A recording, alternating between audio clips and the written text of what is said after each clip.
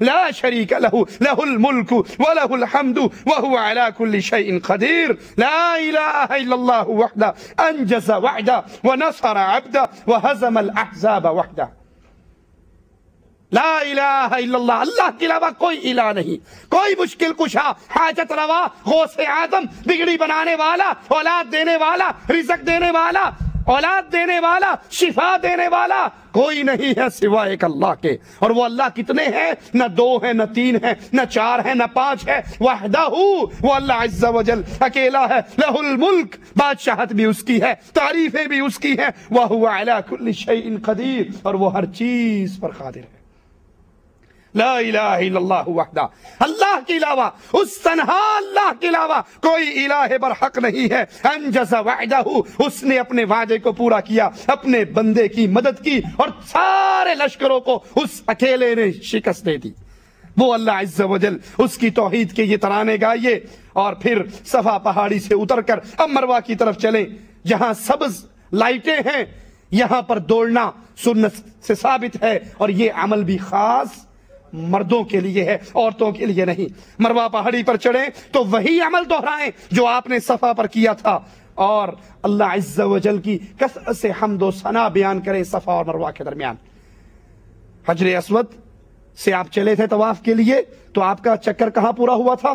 حجر اسود پر ایک چکر ہوا تھا، لیکن جب آپ صفا سے چلو گے، مروہ پر پہنچو گے تو آپ کا ایک چکر ہو گیا۔ مروہ سے واپس چلے، اب آپ صفا پر آئے تو کتنے چکر ہو گئے؟ اس طرح آپ نے 7 چکر پورے کرنے ہیں۔ اگر طواف یا سعی کے چکروں میں شک پڑ جائے، پتہ نہیں 4 کیے ہیں 3 کیے ہیں، تو جو کم عدد ہے اس پہ یقین کر کے پورے کر لو۔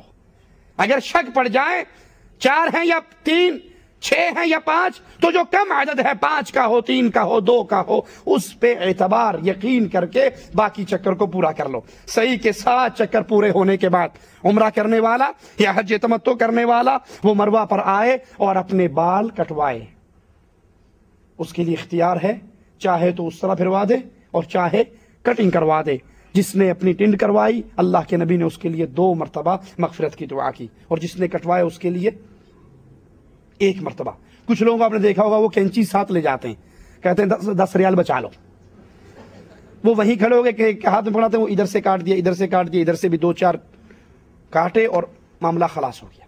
یہ رسول اللہ صلی اللہ علیہ وسلم کی کسی حدیث سے ثابت نہیں ہے۔ آپ کو یا سر کے پورے بال کٹوانے ہیں یا سارے بالوں کو صاف کروانا ہے۔ اب حج تمتع والا یا عمرہ والا وہ یہ کٹوانے کے بعد اپنے احرام سے حلال ہو جائے گا، عام لباس میں آ جائے گا۔ لیکن جس نے حج افراد کرنا ہے اس نے طواف کرنے کے بعد حالت احرام میں رہنا ہے۔ جس نے حج قران کرنا ہے اس نے طواف و سعی کرنے کے بعد حالت احرام میں رہنا ہے، اس کے لیے بال کٹوانے کی اجازت نہیں ہے۔ 8 ذی الحجہ کو مینا جانے سے قبل جو حج قران کر رہا ہے، اگر وہ حج کی سعی ادا کرنا چاہے تو کر سکتا ہے۔ اسی طرح حج تمتع ادا کرنے والے پر 2 سعی واجب ہیں، پہلی عمرے کی جو مکہ پہنچتے ہی اس نے عمرہ کیا، اور دوسری سعی جو اس نے 10 تاریخ کو طواف کرنے کے بعد پھر سعی کرنی ہے۔ حج افراد کرنے والے پر صرف 1 سعی ہے، حج افراد کرنے والے پر صرف 10 تاریخ کو وہ طواف کرے اور اس کے بعد صحیح کر لے۔ حج قران کرنے والے پر 2 صحیح ہیں، ایک عمرے کی اور ایک حج کی۔ اب 8 تاریخ ہو گئی، جس نے حج تمتع کیا تھا وہ اپنی رہائش سے دوبارہ حج کے لیے احرام باندھے گا، اور حج کے لیے احرام باندھ کر وہ ظہر کی نماز سے پہلے مینا میں پہنچنا رسول اللہ صلی اللہ علیہ وسلم کی سنت سے ثابت ہے۔ مینا کے اندر پہنچ کر ظہر، عصر، مغرب، عشاء 8 تاریخ اور 9 تاریخ کی فجر، یہ 5 نمازیں سنت سے ثابت ہیں مینا کے میدان میں پڑھنی۔ کیسے پڑھنی ہے؟ قصر، لیکن اپنے وقت پہ، ظہر اپنے وقت پہ، عصر اپنے وقت پہ، ظہر اور عصر جمع نہیں ہوں گی، مغرب اور عشاء، عشاء اور مغرب جمع، اپنے اپنے وقتوں پر قصر کرنی ہے۔ رسول اللہ صلی اللہ علیہ وسلم کی یہی سنت ہے۔ اور یہاں پہ ایک اور نقطہ یاد رکھیے، اللہ کے حبیب علیہ الصلوۃ والسلام نے اپنے صحابہ میں سے کسی کو حکم نہیں دیا کہ جو مقامی لوگ ہیں، مقیم لوگ ہیں، وہ پوری پڑھ لیں اور جو مسافر ہیں وہ قصر کریں۔ صحابہ مکے والے، طائف والے، مدینے والے، ان سب کے سب نے رسول اللہ صلی اللہ علیہ وسلم کے ساتھ یہ تمام نمازیں اپنے وقتوں پر قصر ادا کی ہیں۔ یہاں یہ بحث مقیم اور مسافر کی آپ کو اللہ کے حبیب علیہ الصلوۃ والسلام کی کسی حدیث کے اندر نظر نہیں آئے گی۔ دوران حج، مینا، عرفہ، مزدلفہ، کسی بھی جگہ اللہ کے نبی نے مقامی لوگوں کو نماز پوری کرنے کا حکم نہیں دیا، بلکہ یہ حج میں سے ہے، یہ حج کی تعلیمات میں سے ہے کہ آپ ان جگہ پہ قصر نماز ادا کرو گے۔ 9 تاریخ کو جب سورج طلوع ہو جائے تو پھر مینا سے عرفہ کے لیے روانہ ہو جائیں، اور مینا سے عرفہ جاتے ہوئے لبیک اللہم لبیک تلبیہ پڑھتے جائیں، توحید کا یہ آوازہ بلند کرتے جائیں۔ زوال آفتاب کے بعد، امام کا خطبہ سننے کے بعد مسنون ہے کہ آپ پھر عرفہ کی وادی میں داخل ہوں، اور ظہر اور عصر دونوں نمازیں ایک اذان اور 2 تکبیروں کے ساتھ قصر بھی ہے اور جمع بھی ہے۔ عرفہ کے اندر قصر بھی ہے اور جمع بھی ہے۔ یہاں بھی رسول اللہ صلی اللہ علیہ وسلم نے اور آپ کے سارے صحابہ نے دونوں نمازیں اول وقت ظہر کے وقت پہ ظہر، اور پھر ساتھ ہی دوبارہ تکبیر کہہ کے عصر کی نماز پڑھی، اور سب نے قصر کی، سب نے جمع کی، مقامی اور غیر مقامی کی کوئی تفریق نہیں۔ یہاں پہ ایک بات جو انڈیا سے چلتے ہوئے، پاکستان سے چلتے ہوئے لوگوں کو پٹی پڑھائی جاتی ہے، اجی وہاں جا کے نمازیں پوری پڑھنا، نمازیں قصر نہ کرنا، جمع نہ کرنا، کیونکہ ہمارے امام سے ثابت نہیں۔ ارے بھائی، مسلمانوں کے امام اعظم تو صرف محمد رسول اللہ، امام الانبیاء، میرے اور آپ کے امام ہی نہیں، آدم سے لے کر عیسیٰ تک سب کے امام محمد رسول اللہ، معصوم عن الخطا محمد الرسول اللہ صلی اللہ علیہ وسلم۔ ہر بندے سے، ہر محدث سے، ہر امام سے، ہر شیخ سے، ہر مرشد سے غلطی ہو سکتی ہے، لیکن شریعت کی تعلیم دیتے ہوئے محمد سے غلطی صلی اللہ علیہ وسلم کیوں نہیں غلطی ہو سکتی؟ کہ ہر بندہ اپنی مرضی سے کلام کرتا ہے، اور کائنات میں ایک آدمی ہے، کائنات میں اس امت کے لیے آنے والی وہ ایک ہستی ہے جس کا نام ہے محمد صلی اللہ علیہ وسلم۔ وہ شریعت کی بات جب بھی بتاتے ہیں وہ اللہ کی مرضی سے بتاتے ہیں، وما ينطق عن الهوى ان هو الا وحی یوحى۔ ہر بندہ اپنی مرضی سے بولتا ہے، محمد عرش والے کی مرضی سے بولتے ہیں۔ اس لیے کسی اور سے غلطی کا امکان ہے، ہمارے آقا کی بات غلط، شریعت کی بات وہ ہے جو محمد کی زبان مبارک سے نکلی ہو صلی اللہ علیہ وسلم۔ مینا سے عرفہ جاتے ہوئے تلبیہ پڑھتے ہوئے جائیں، اور پھر امام کا خطبہ سننے کے بعد ظہر اور عصر یہ دونوں نمازیں ظہر کے وقت پہ ایک اذان اور 2 تکبیر کے ساتھ جمع اور قصر، اس سنت پہ عمل کیا جائے۔ وقوف عرفہ کا وقت 9 ذی الحجہ کے دن زوال سے لے کر 10 ذی الحجہ کے طلوع فجر تک ہے۔ اگر اس سے پہلے بھی طلوع فجر سے پہلے کوئی وہاں پہنچ جاتا ہے تو انشاءاللہ اس کا وقوف ہو جائے گا۔ اور یہ عرفہ کا میدان بڑا عظیم میدان ہے۔ یہ دن اللہ کے نبی صلی اللہ علیہ وسلم نے اسی لیے فرمایا تھا کہ عرفہ کا دن ہی حج ہے، الحج العرفہ، یہ عرفہ کا وقوف، یہ عرفہ کا دن، یہ بڑا عظیم دن ہے۔ اللہ عز و جل اپنے فرشتوں کے سامنے اپنے ان بندوں پر فخر کرتا ہے جو میدان عرفہ میں پہنچے ہوئے، اور اپنے فرشتوں سے پوچھتا ہے، حالانکہ وہ سب کچھ جانتا ہے، اے میرے فرشتوں، یہ میرے بندے کیوں آئے ہیں؟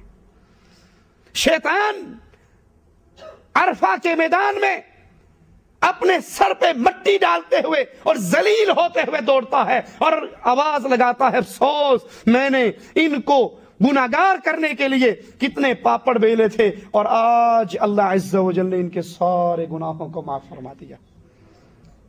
اس عرفہ کے میدان میں کھڑے ہو کر اپنے وقت کو فضول باتوں کے اندر ضائع نہ کیجئے، بلکہ دعائیں کیجئے، قبلہ رخ ہو جائیں۔ سنت سے ثابت ہے کہ آپ کھڑے ہوں اور کھڑے ہو کر دعا کریں۔ میدان عرفہ میں مانگی جانے والی سب سے افضل ترین دعا امام الانبیاء، امام اعظم، قائد اعظم محمد رسول اللہ صلی اللہ علیہ وسلم نے اس کی خبر دی۔ آپ فرماتے ہیں عرفہ کے دن کی دعا، بہترین کلمات جو میں نے اور مجھ سے پہلے باقی انبیاء نے کہے، وہ دعا کیا ہے، لا الہ الا اللہ وحدہ لا شریک لہ لہ الملک ولہ الحمد وہو علی کل شیء قدیر۔ یہ عرفہ کی بہترین دعا، یہ عرفہ کا بہترین ذکر آپ کو اور مجھے پھر توحید کا بھولا ہوا سبق یاد کروا رہا ہے۔ لوگو حج کرنے آئے ہو تو اپنے اللہ کی توحید کو یاد رکھو، لا الہ الا اللہ، اللہ کے علاوہ کوئی عبادت کے لائق معبود برحق نہیں۔ جب نہیں تو لوگوں کسی قبر پہ سجدے نہیں ہو سکتے، کسی قبر کا طواف نہیں ہو سکتا، کسی قبر کے لیے قربانی یہ نہیں ہو سکتی، ذبح نہیں ہو سکتا۔ یہ ساری عبادات خالص حق ہے تو ایک اللہ عز و جل کا، لا الہ الا اللہ، اللہ کے علاوہ کوئی الہ نہیں، وحدہ۔ یہودیوں نے 2 مانے، عیسائیوں نے 3 مانے، اور ہمارے ہاں تو معاملہ اس سے بھی آگے ہے۔ وہ کہتا ہے چاچڑوانگ مدینہ ڈسے کوٹ مٹھن بیت اللہ، ظاہر دے وچ پیر فرید اور باطن دے وچ اللہ۔ کوٹ فریدن بابا فرید کا جو مکان ہے وہاں پر جاؤ گے، ظاہر دے وچ پیر فریدن، بظاہر بابا فرید نظر آئے گا، حقیقت میں وہ اللہ نظر آئے گا۔ کسی نے بابا فرید کو اللہ مانا، کسی نے کیا کہا، توبہ توبہ توبہ علی نو خدا اکنے ہاں، نہ خدا تو جدا اکنے ہاں۔ ہمارے مولا علی نہ خدا ہے نہ خدا سے جدا ہے، بیچ میں ہی ہے جو کچھ بھی ہے۔ تیسرے نے کیا کہا، وہی جو مستوی عرشدہ خدا ہو کر اتر پڑا مدینے میں مصطفیٰ ہو کر۔ یہودیوں نے 2 مانے، عیسائیوں نے 3 مانے، ہمارے ہاں بریک ہی نہیں لگ رہی، بریک ہی نہیں لگ رہی واللہ۔ وہ سن لیجئے عزیز میاں قوال علیہ من اللہ ما یستحق، جہاں گیا ہے اللہ اس کو اس کی بربادی میں اور اضافہ کرے۔ کیا کہتا ہوا گیا، کہتا ہے ادھر بھی تو ہے ادھر بھی تو ہے، جدھر دیکھوں تو ہی تو ہے، مسجد میں تو ہے، مندر میں تو ہے، میخانے میں تو ہے، ہاتھ میں آئے تو رام۔ انڈیا والو رام جانتے ہو نا، پتھر کا بنا ہوا۔ یہ قوالی گانے والا یہ کہا کرتا تھا ہاتھ میں آئے تو رام، ہاتھ میں نہ آئے تو رحیم۔ ہر جگہ تو ہی تو ہے، مسجد میں بھی تو، مندر میں تو، گردوارے میں تو، ہندوؤں کے مندروں میں تو، مولویوں کی مسجد، ہر چیز ہی تیری شکل ہے۔ نعوذ باللہ ثم نعوذ باللہ۔ ابن عربی کہا کرتا تھا العبد رب والرب عبد یا لیت شعری من المکلف ان قلت عبد فذاک رب او قلت رب انی یکلف۔ بندہ خدا ہے، خدا بندہ ہے، مجھے نہیں پتا شریعت کس کے لیے آئی ہے۔ لا حول ولا قوت الا باللہ۔ یہ کفر کے عقیدے ہیں۔ آئیے حج آپ کو توحید کا سبق دے رہا ہے، لا الہ الا اللہ وحدہ لا شریک لہ۔ نہ وہ 3 ہے، نہ وہ 4 ہے، نہ وہ 5 ہے، نہ وہ ہر پتھر میں ہے۔ ہندوؤں کے آپ نے منتر نہیں سنے، پھینک کنکر نکلے شنکر، کنکر میں شنکر، ہر کنکر میں شنکر۔ اور ہمارا نہیں سنا، تمدھمس کلندر، علی کا پہلا نمبر، علی دم دم کے اندر۔ میں کہتا ہوں کہنے والا کیا، جہنم کے اندر۔